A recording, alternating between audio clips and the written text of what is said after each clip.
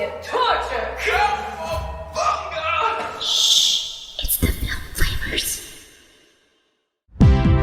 Hey everybody, I'm Robert. And I'm Chris, and we're the Film Flamers, and we thought we'd try something a little bit different this time. Instead of giving you a good movie, we're giving you a crappy one. Let's let them decide what's crappy and what's not. Sorry, that caught me off guard. Just like we did last year for Pride Month, we tried to pick a movie that's sort of, seen as queer horror adjacency. And as you recall, last year we did Stranger by the Lake and Cruising. And this month we are going to be covering the horror adjacent comedy Psycho Beach Party. That's right. Psycho Beach Party is a year 2000 comedy horror film based on the stage play of the same name, directed by Robert Lee King. Charles Busch wrote both the original play and the screenplay. As the title suggests, Psycho Beach Party is set in 1962 Malibu Beach and is a parody of the 1950s, really late 1950s and early 1960s, like psychodramas, 1960s beach movies, and the 1980s slashers. The film stars Lauren Ambrose, Thomas Gibson, Nicholas Brendon, Matt Kieslar, Beth Broderick, and Amy Adams. The play was originally titled Gidget Goes Psychotic, but the title was changed due to concerns about copyrights. Oh, I would have loved that title. I know, right? It's better. In the original 1987 off-Broadway production, Charles Busch played the role of Chicklet. For the film, he added the role of Detective Monica Stark because he felt that he couldn't play a 16-year-old girl anymore. He said, "While I can still manage, with the aid of a sympathetic cameraman, to play a sophisticated 25, 16 would be a stretch." So there goes my fun fact. Oh, did you put that in there? That was my one fun fact. What? Are you serious?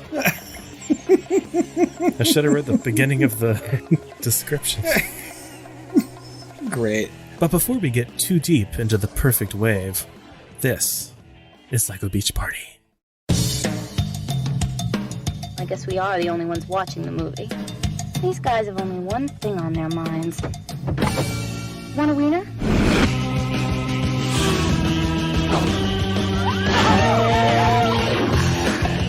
There are some prize tomatoes in that tin can. I could feel it in my nuts. You and your nuts.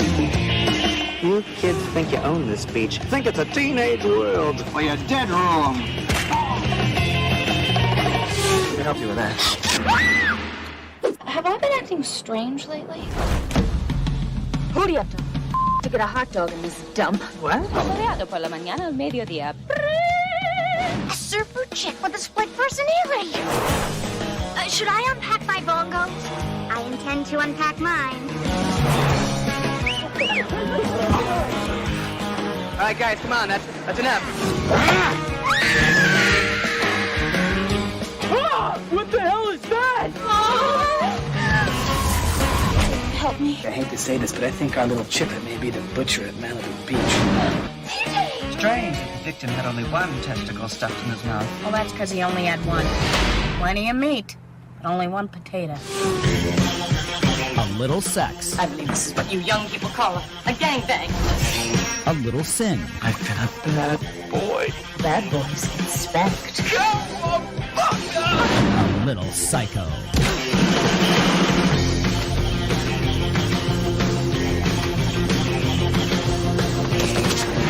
Kiss my ass, monkey. Party till you drop. Dead. I hope you put some Bactina in that scratch. Psycho Beach Party. That's the most exciting story idea I've heard in years.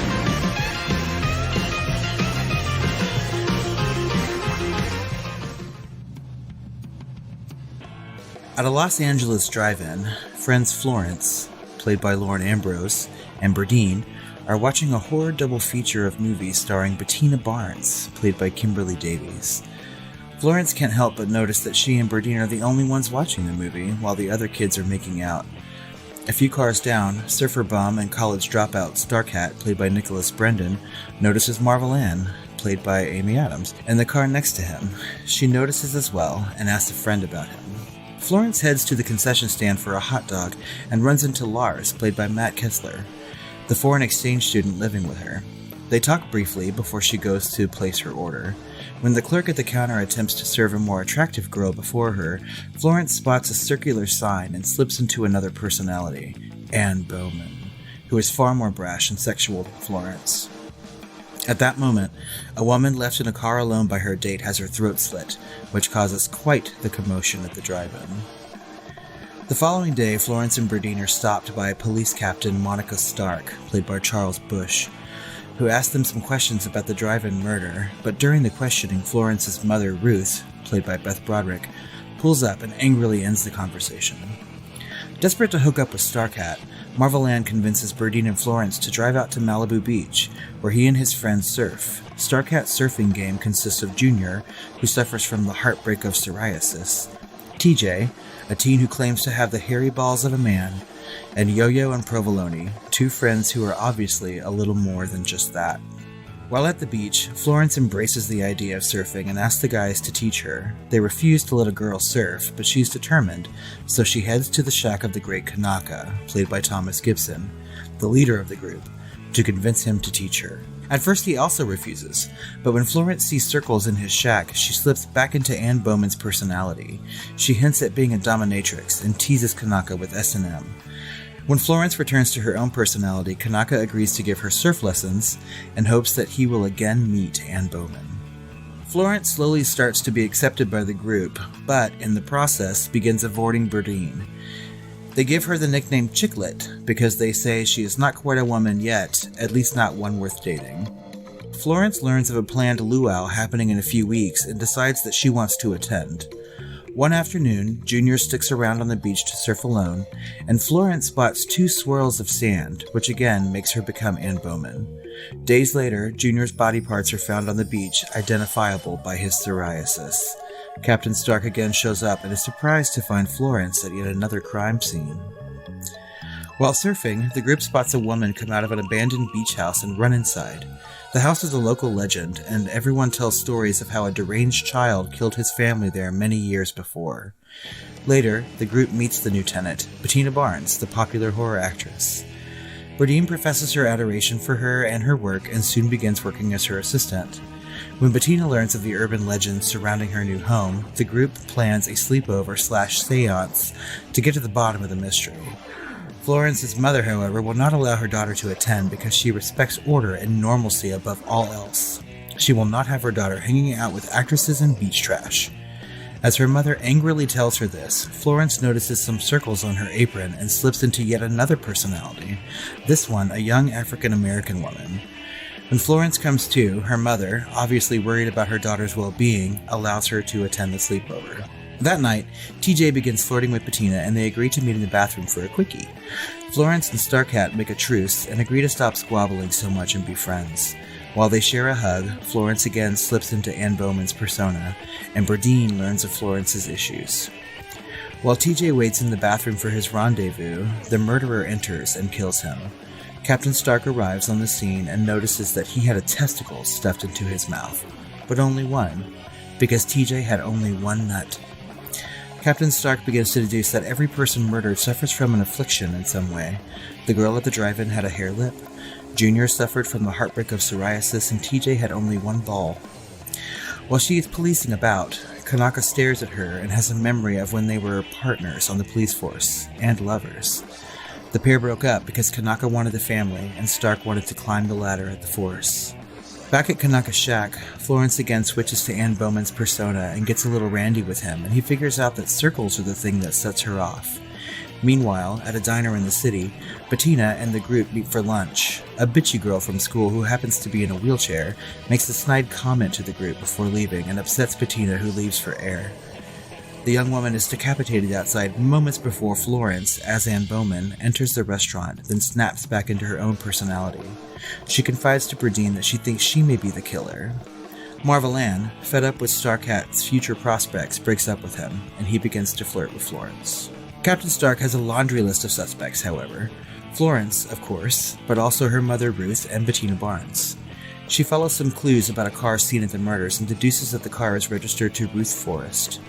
Back at the Forrest household, Ruth has forbidden Florence from attending the luau, even though Lars, the exchange student, asked her to reconsider. He heads to the luau in Ruth's car that he has been driving off and on during his stay. Florence, determined, sneaks out and heads to the party anyway. Everyone is there, including Bettina when Florence arrives. A rival surf gang crashes and tells Kanaka that they need a metaphorical virgin sacrifice, and Florence agrees to participate. While they prepare for the sacrifice, Yo-Yo finally professes his love to Provolone, and the two share a kiss. As the sacrifice begins, the partiers begin to dance in a circle around Florence, despite Kanaka's pleas for them to stop. Of course, this causes Florence to slip into Anne Bowman's personality, and she gives a tirade about the weakness of men. Ruth and Captain Stark arrive, and Florence snaps back to herself with the help of Starcat. Using everything he learned from psych classes, he hypnotizes Florence, and she remembers her mother having a series of boyfriends and neglecting her own children, Florence and her younger brother. Her mother called herself Anne Bowman, and Florence accidentally killed her brother as a child. Captain Stark announces that Ruth is the murderer and arrests her. Lars offers to drive the very distraught Florence home. Her friends, however, start to put the pieces of the puzzle together and race after them. Lars loses his accent in the car as he tells Florence that he is shocked that she isn't the all-American girl he thought she was. He always thought she was so normal. He explains that he isn't Lars, foreign exchange student, but actually Larry, the boy who killed his family, who he says were all different from everyone else, just like the others he's killed. Florence escapes the car and flees to the deserted drive-in, with Larry in hot pursuit. He follows her to the top of the movie screen as her friends arrive. Way above ground, Larry closes in on Florence, but she starts to cycle through her many personalities, which catches him off guard. Captain Stark has climbed up as well. She shoots him, and he falls to his death. Safely on the ground, Stark reunites with Kanaka, and Starkat embraces Florence. The camera pans away from their embrace to show an institutionalized Florence getting prepared for some shock therapy. She exclaims to those around her that they were just in the dream that she was having, but the shock therapy begins. And the camera pans away to show a drive-in theater playing the movie about Florence getting shock therapy. A teenage couple in a car talk about how the movie is based on a local urban legend, but they're safe, because Anne Bowman has been locked away forever. Suddenly Florence, aka Anne Bowman, appears from the back seat to stab the teens to death. The end. Nice basket. Fancy phrases. And a nice basket. Well, that's Psycho Beach Party in a nutshell. It's, I don't know. There's a lot going on for like a comedy movie, and it was a difficult synopsis to write, especially because there's like no synopsis online to even help guide my way through it. So this is why no one has attempted online to write this fucking synopsis. So Psycho Beach Party played the Sundance Film Festival in January of 2000 and was released in theaters on August 4th, 2000 on 7 screens, bringing in $21,000. Ultimately, the film would gross about $268,000 against a reported budget of $1.5 million. The film never received a wide release and was released on DVD in April of 2001. So Psycho Beach Party holds a 55% rating on Rotten Tomatoes with an audience score of higher at 66. However, there is no site consensus. Isn't that odd? I mean, like, Well, I mean, from some of the movies that are kind of a little bit below the radar, or at least like the mainstream radar, that, you know, came out before Rotten Tomatoes was a thing, I feel like there's a lot of consensuses that are missing. This isn't the first time that's happened. Oh, okay. Stephen Holden of the New York Times praised the film, stating that it accomplishes what no stage production could. By assiduously copying the look and sound of those 60s movies, the wriggling title sequences, the twangy surf music, and the gawky gee-whiz acting style, it definitively skewers the false innocence of American pop culture on the eve of the counterculture deluge. Wow. Someone's getting paid per syllable. I know. I mean, did Dickens write that review? That reviewer gave me a Dickensian proclivity. So, praising the strong women, in quotes, of the film, Bob Graham of the San Francisco Chronicle wrote that Bush, as Monica Stark, captures the woman alone in the world toughness of the roles played by the stars he loves It goes beyond camp. He is sincere. But Dennis Lim of The Village Voice gave the film a negative review. He concluded that the film is an awkward combination of garish set decoration and muffled humor, and that the viewer is left to ponder the number of levels on which this counts as a pointless exercise, a parody of parodic movies, a deconstruction of transparent genres, and a self-negatingly knowing example of camp. Yeah. Well, let's get into that a little bit. But first, why don't you tell us a little bit about Charles Busch? So Charles Busch is like an avant-garde filmmaker and playwright. He got his start like in the 70s and early 80s, and he really found his footing in like the Lower East Side, like Greenwich Village area of New York, where he produced these really like campy plays, right? Yep. And some of them found so much popularity that you were played in like Provincetown and things like that, right? Where people would flock to see them on weekends and like cabarets and such and such. He did shows like The Lesbian Daughters of Sodom and other things before he got to Psycho Beach Party, right? And a lot of his work was done with him in drag, and he really sort of created this drag persona. A lot of his work is sort of based on the same things that Psycho Beach Party is. So the films from the 40s, 50s, and 60s that he enjoyed so much. And I think that really he created his drag persona to be like one of those like 40s, 50s, 60s leading ladies. And he continues to write plays. He had a play written called Die Mommy Die, which also became a movie in like 2003, 2004. And he was nominated for a Tony several years ago for a play that he wrote. He wrote the book of the Boy George musical Taboo, right? So Charles Busch he's sort of a gay icon, at least in the theater world. And he really, makes no apologies for the work that he likes to produce, right? I would say he's certainly a New York icon too. Oh, Really, yeah. separate from I mean, that. for real. So, I mean, he lived in New York as a child with his aunt, and he just like created all these things and had a love of film and a love of plays and a love of the city. And I mean, to me, I look at Charles Busch as really like a really early drag icon, right around the time of like Divine and things like that. And so like, it's important to talk about someone like that, especially during Pride Month, I feel. Sure.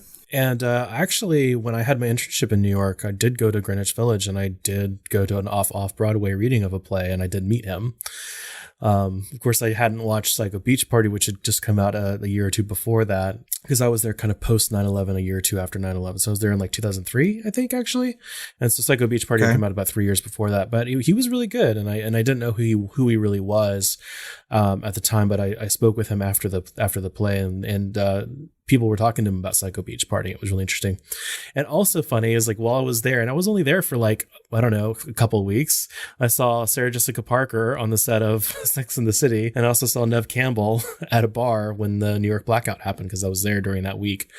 And of course you were there for however many years and you didn't meet a single celebrity. And I was there for like, well, I mean, a couple. I mean, so like I saw, Paul Walker came into one of my blockbusters that I worked at. Yeah, you saw and so did Eliza Dushku, Dushku. Yeah. And so like I completely fangirled out about that. Like, I mean, like there are some stories about that Eliza Dushku walking into Blockbuster story that I just cannot tell to public. Yeah. You know what I mean? So just think, but, other than that, I saw Julianne Moore eating at a restaurant on a patio one day while I was walking by, and, I had to like look several times to see if it was her, because it just did not look like her at all. And I was just like, eesh, I really do think that's Julianne Moore, but she didn't look so good that day, I think. well, I don't know. I thought it was funny that I was there only for like maybe 3 weeks, and I saw like 3 different. Yeah. I don't know why it was. I mean, like I lived there for, well over, just about 2 years. And there was like a dearth of celebrities. I think I saw more celebrities in Austin than I did living in New York, which is stupid. But I'm super jealous that you got to like meet and, talk to, or at least like hear other people talk to Charles Busch. Cause I mean, I would just love to meet that man. I do. I really like early drag before drag was, drag is so popular right now. And it's producing so many drag celebrities thanks to RuPaul's Drag Race, which is a really good queer inclusive show. But back when I was like in my late teens and early 20s, like I really enjoyed drag queens like Varla Jean Merman or Coco Peru.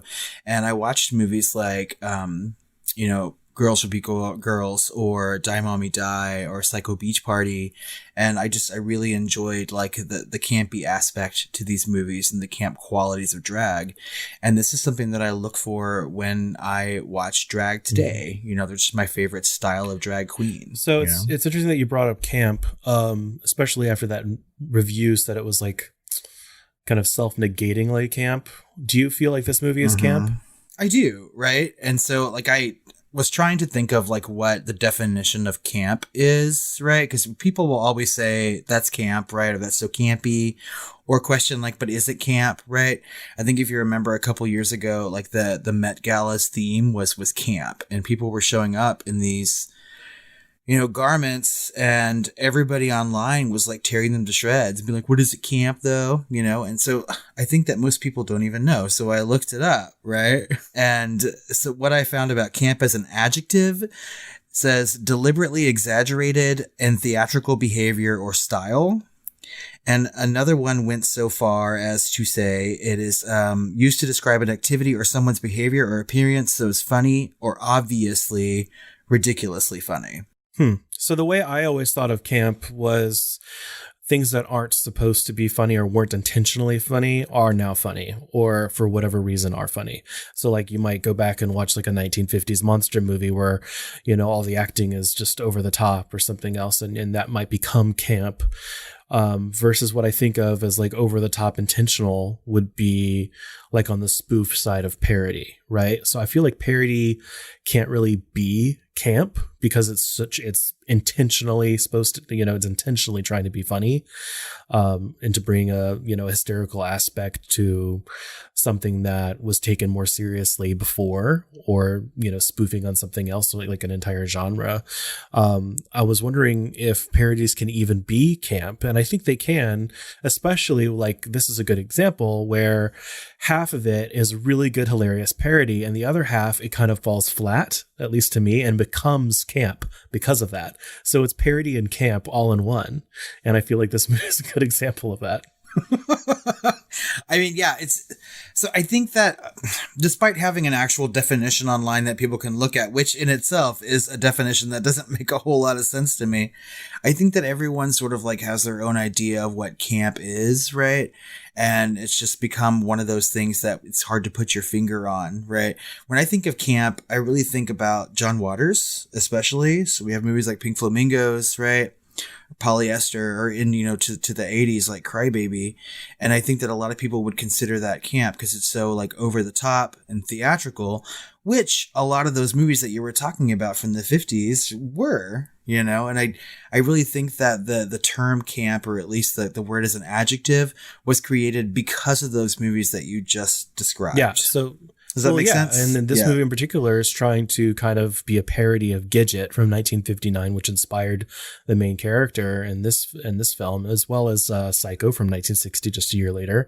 And then, of course, Beach Party from 1963. Mm-hmm. So you can see where the title came from. If not, Gidget Goes Psycho or whatever, but Psycho and Beach Party.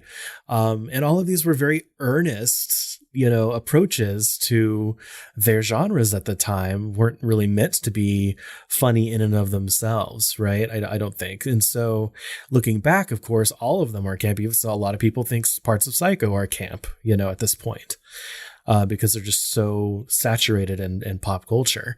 And so a lot of this is just like rife, for a parody to kind of come in and swoop in and do what it does. And that's what this movie attempts to do, I think. And I have never read the stage play. Obviously I've never seen it. I know that it's still produced today around the world in certain places, but I kind of like to imagine that he took as much as he could from his play when he wrote the script for the movie, right? Mm-hmm. I don't like to think that it's too different, but I also have never seen or heard like dramatic readings of his work. So, I mean, when you were there, was the play that you guys listened to, the dramatic reading of, very similar in style to Psycho Beach Party? No, not at all. This was like, it was hilarious, but it was also kind of drama, right? So it was like letters back and forth from like old, like high school lovers, high school sweethearts, and as they grow up and as they go throughout their lives. And he was playing the girl part, and then another actor was playing, of course, the guy part. And it was just interesting to kind of see it through that lens. And so, and the way he would read it and some of the things, it added a little bit more dimension as someone that was, portraying themselves as a woman. And I think that the play that you're talking about is the one that he was eventually nominated for a Tony for, because I know that he had one play that sort of made it onto Broadway eventually after years, right? And I really think that's the one that, got him that nomination. It's literally just two people sitting on stools on a stage and reading back these letters back and forth. And so, but I know that he has many different styles and things like that he works with. But yeah. I think that at the end of the day, he will probably remembered most for some of these like quote unquote campy stage plays that he did, And I know that, there is still a section of the queer community that really enjoys that style, right? And I do from time to time when it's done well, or, it's funny. But I know that through our topics or through our conversation about this movie off mic, you had some movies that you thought, sort of nailed the tone of camp or, parody better. Yeah, I feel like this movie does a good job in places with certain actors and things like that. And then, and it really nails that like kind of Gidget beach party kind of vibe, and especially how it shows them surfing and dancing and a lot of the other things. But there's a lot of other characters that are kind of anachronistic to that, right? They're kind of outside of that. And you could almost say that that's trying to provide a contrast, but I'm not so sure. It's a little bit messy. It's like, is this trying to provide a contrast a la like Addams Family or Brady Bunch movie where the whole Brady Bunch is stuck in like the 60s and 70s and everyone else is current age, and that provides, a source of comedy? I don't think so. I think that it's just inconsistently done in this movie. I don't think they nailed the tone 100%. Like I said earlier, I think that half of it is hilarious and the other half kind of falls flat. Like it almost didn't translate as well from the stage to the screen or something else, depending on what they were trying to do. I also think of movies like Austin Powers, again, with that contrast of this person that's stuck in this time period, compared to like plopped in this fish out of water with everywhere else.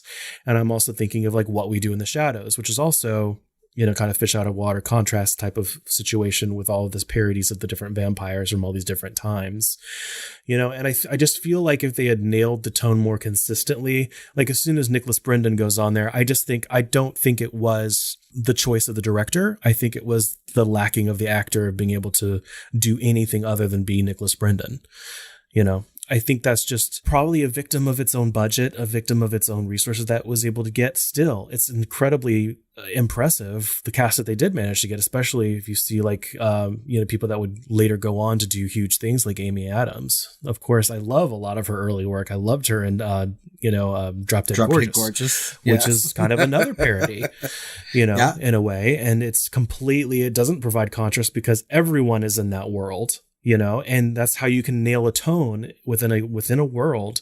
And, you just have to make it consistent, and I feel like that's something that this movie didn't really succeed at. I think that someone even go so far as to call Drop Dead Gorgeous camp as well, right? If we're going to like throw that adjective around a little bit, right? And so, I understand where you're coming from, and I completely agree with you. I think that this movie sort of like has problems in its execution, right? And I think that like watching the stage play may have been an entirely different experience, right? And trying to move this from the stage to the screen creates a series of problems, especially since the play itself debuted in like 1987. And by the time it was created into a movie, being made in the late 90s and released in like 2000, right? There's a huge span of difference. Well, no, I completely agree. But there's also other problems because we're also looking at it through that lens of time having passed. Like you're saying, like there's a length of time, a stretch of time between when this was written and when it got into the screen. And now there's a huge length of time between when it got to the screen and us watching it now today. right? And so we're able to kind of see it with different eyes than we would have seen it in the year 2000. And I think you were mentioning something offline about that. Yeah. So, I mean, I watched this movie when it was released on DVD. I mean, I worked at a Blockbuster and, things would come in early and we could rent them. And I mean, not only that, but I just had like all these movies at my disposal when I worked for that company. And so when this movie was delivered to us and I was like, I have no idea what this even is, but if I see a movie with Psycho in the title and then possibly Beach Party, I'm just like, okay, I'm down for this. Right. And when I watched that movie at 21,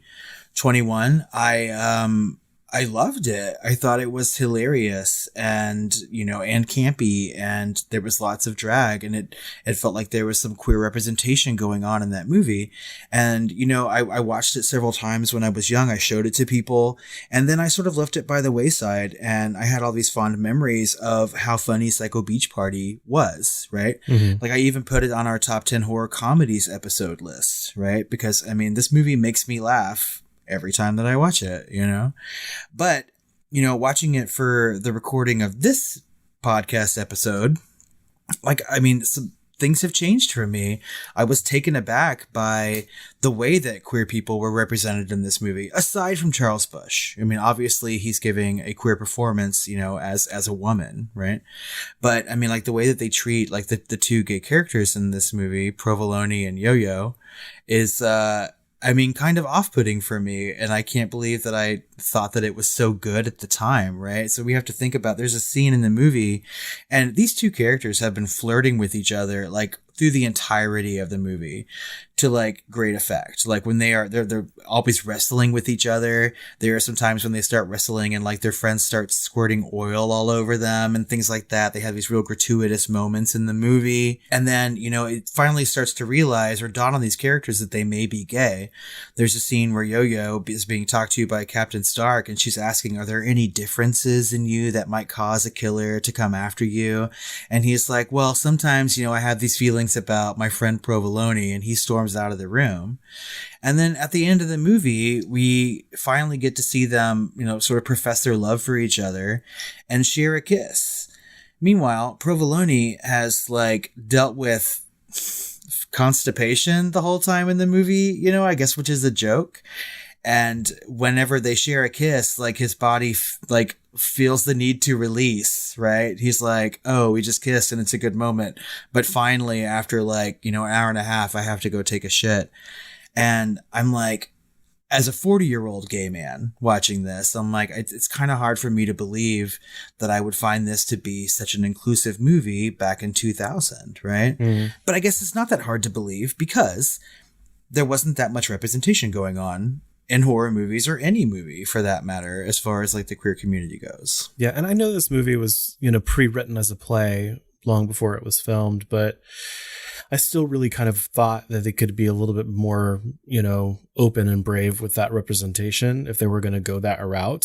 I know they were trying to go, kind of Gidget 1950s, 1960s kind of, suddenly last summer under the surface with it, but they didn't. And that's another thing. It's just like kind of a half step, forward and then kind of making fun of itself at the same time, which doesn't feel great, but again. Well, and something else that really took me back was that one of Florence's personalities is this young African-American woman, right? And so like we are shown a white woman like just slipping into this sort of like urban language, right? So she goes into this personality that is like stereotypically like what you would expect as a stereotypical Black woman's voice. And it just doesn't sit right. It doesn't feel right. It falls flat with my, 2020 eyes and ears. And I'd never seen this movie before. And I was just like, what are they doing? Like, this is not this is not cool. Like, it's not funny. And it was kind of amusing to think that was something that they could do, I guess, but it wasn't, I don't know. Like, I don't have the benefit of having seen this in 2000, And that's the thing is that like I remember watching this movie in 2000, right? And not giving it a second thought, and I think that like things like this, like the way that, her portrayal of that stereotypical black character was, and the way that they treated like the gay character the gay characters in this movie were just sort of par for the course. That's what we were given all the time in media, right?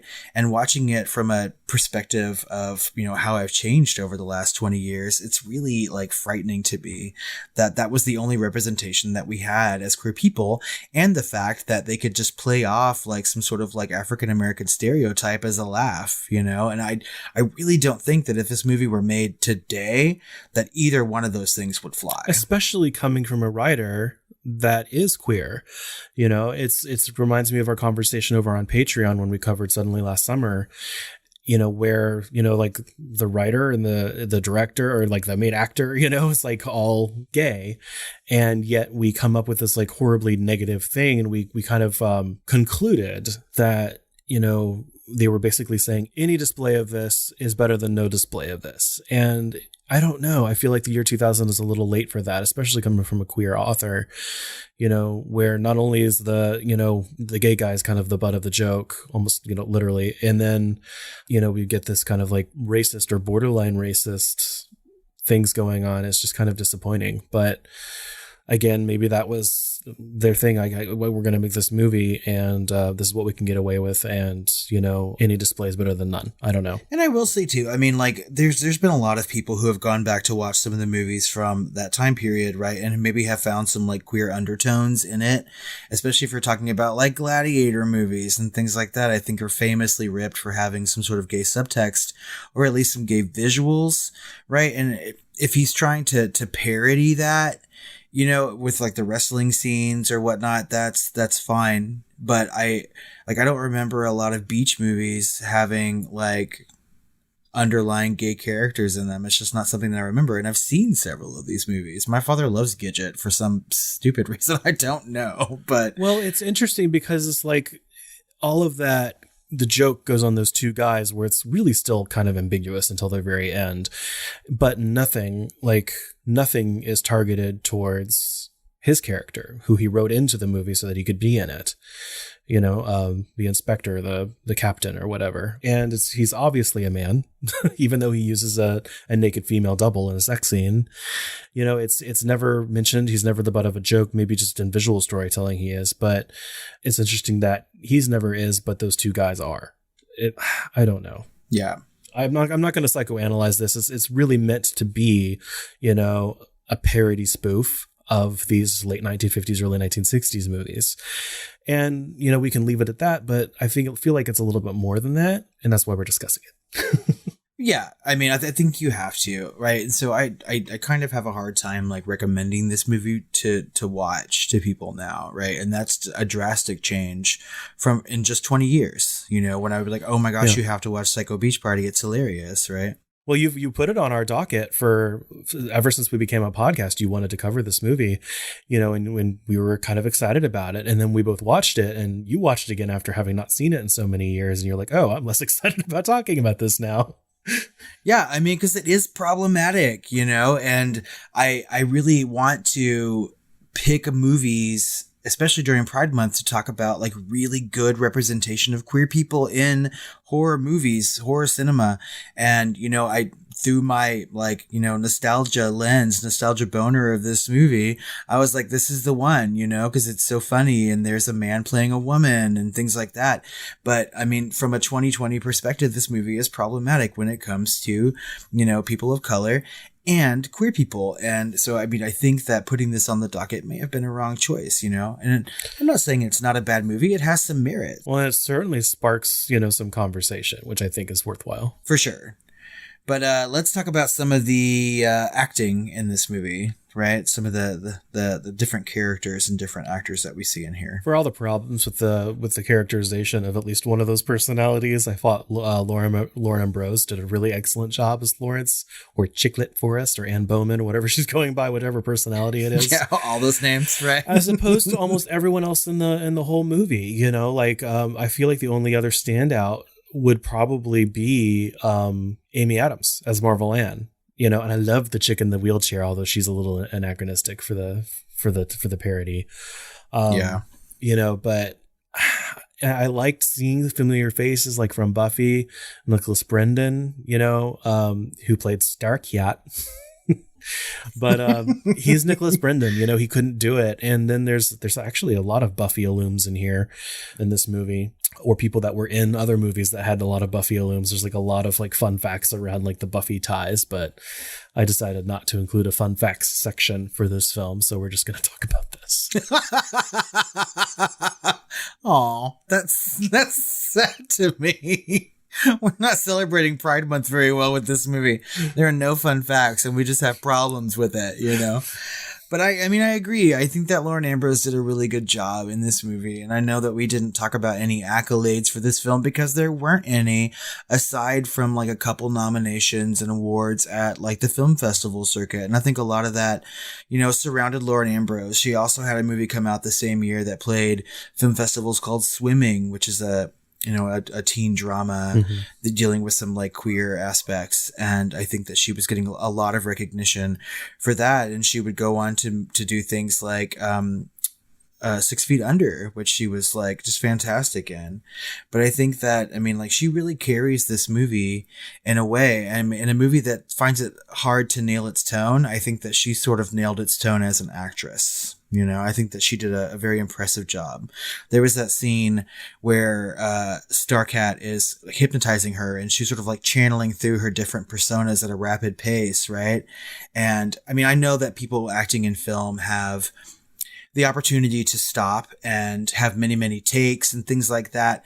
But she just like really did a fantastic job, overall. And in that scene in particular, just switching from one thing to another, from an opera singer to doing like Spanish voice to whatever, And so I think that she was great. The other standout to me, I think, is Charles Busch. I think that he also nailed a tone as a character in his performance. Yeah.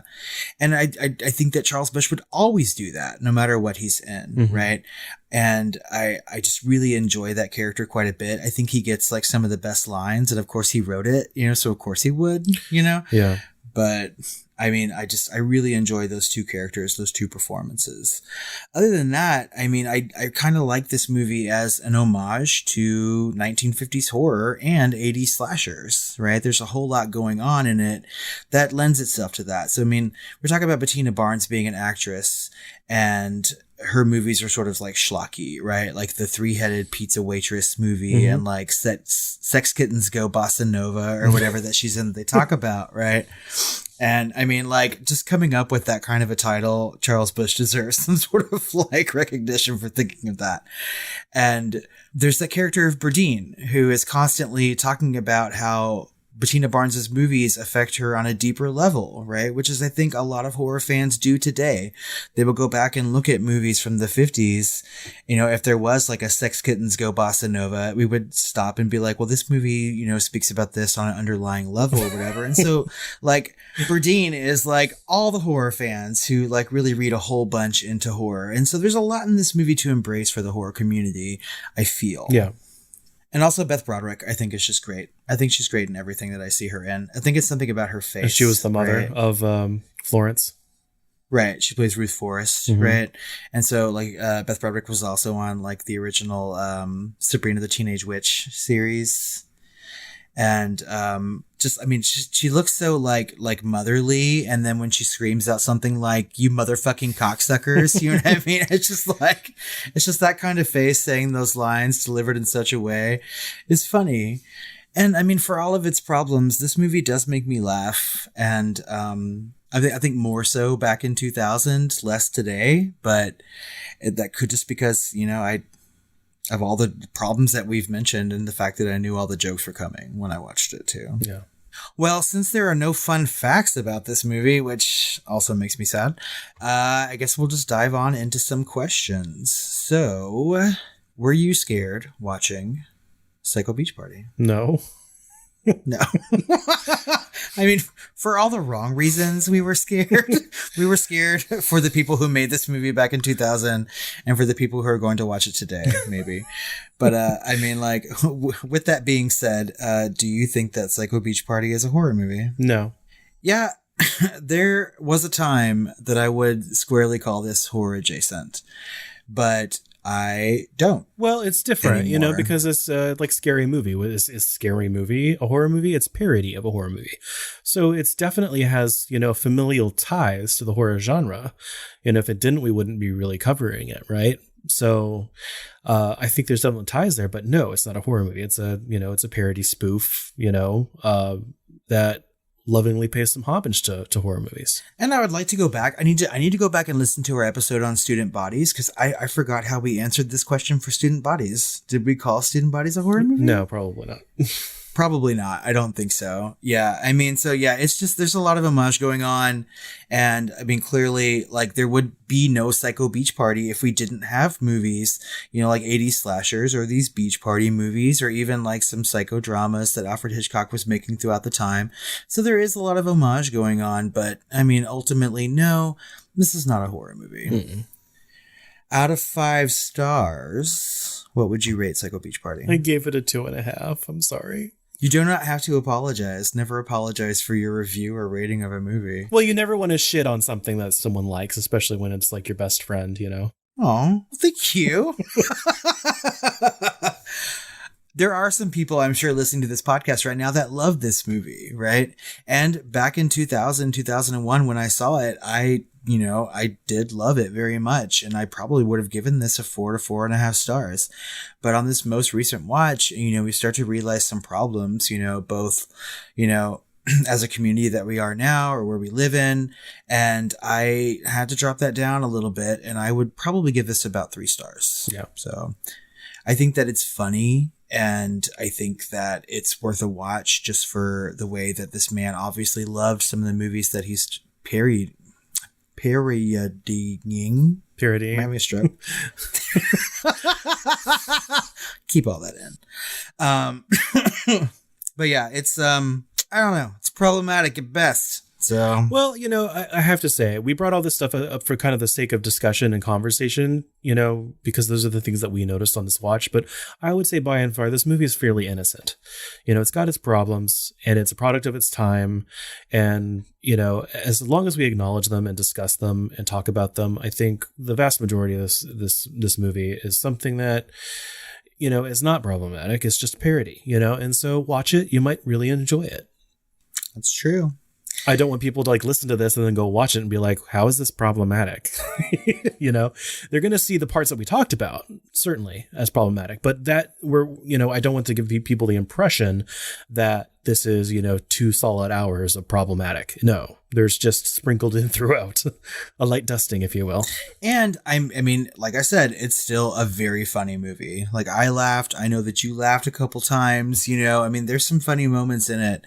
And I think if you're a fan of like the 1950s horror films, 80s slasher movies, or beach parties, I mean, like, this is like the perfect movie for you to watch. I think you're gonna laugh your ass off, like, for real. But finally, and some would say most importantly, who is the hottest guy in Psycho Beach Party?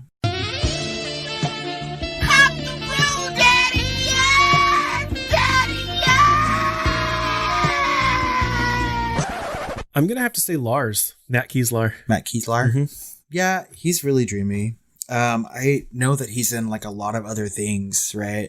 Because he was pretty famous back in the late 90s, early 2000s. I know he's been in other horror movies. He was in a bit part in Scream 3. Yeah. And that we was filming literally at the same time. Fun fact.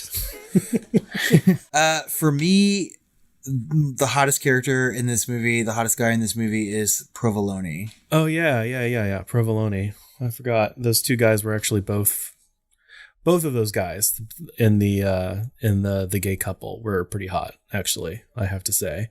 I strike my answer. Are you talking about Provolone and Yo-Yo was the other one, them, right? Yeah. The two quote unquote gay guys, especially right? Yo-Yo. I thought he was pretty hot. Yeah, I think we had that discussion like right after we watched the movie. Yeah. Right. So like you like Yo-Yo, who's played by Nick Cornish.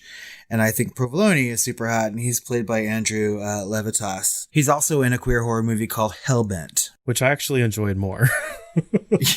Yeah, I kind of wish we were talking about Hellbent right now instead. But you know what? There are other Pride months, and so that can come up. guys, I think that just about wraps up our conversation on Psycho Beach Party. If you've seen this movie or have thoughts about it, we would like to know what you think. Reach out to us on social media at The Film Flamers on Twitter, Facebook, or Instagram, and you can find our ratings of this movie on Letterboxd. And you can email us at tiredqueens@filmflamers.com or call us on our hotline at 972-666-7733. Let us know what you thought about this movie. We'll play it on the air and respond to it in the next Shooting the Flames episode. Also on Shooting the Flames, we like to call out our new patrons, so head over to patreon.com/thefilmflamers to find all of our bonus content and be able to get episodes early for as little as $2.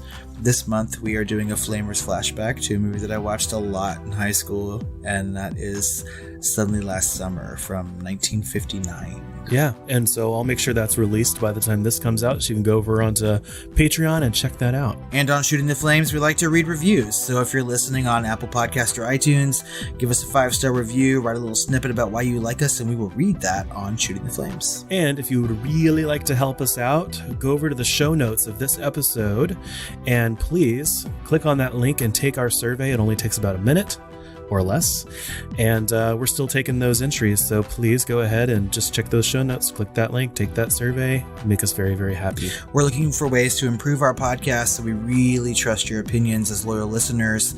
Let your voice be heard in many ways. Well, I think that just about ends our Pride Month discussion on this horror movie. Yeah. Sorry, guys. That's okay. We have more content coming for you. Stay tuned in July, because Chris and I are going to be covering some of our favorite horror movies. Alien. And Aliens. That's right. Sigourney fucking Weaver back in the house. Hell yeah. Hell yeah. Game over, man. Game over. Get away from her, you bitch. They mostly come at night. Mostly. I was just about to say that. My God, that entire episode is going to be nothing but quotes. Well, and we mostly come at night, so it's time for us to head on out and have some...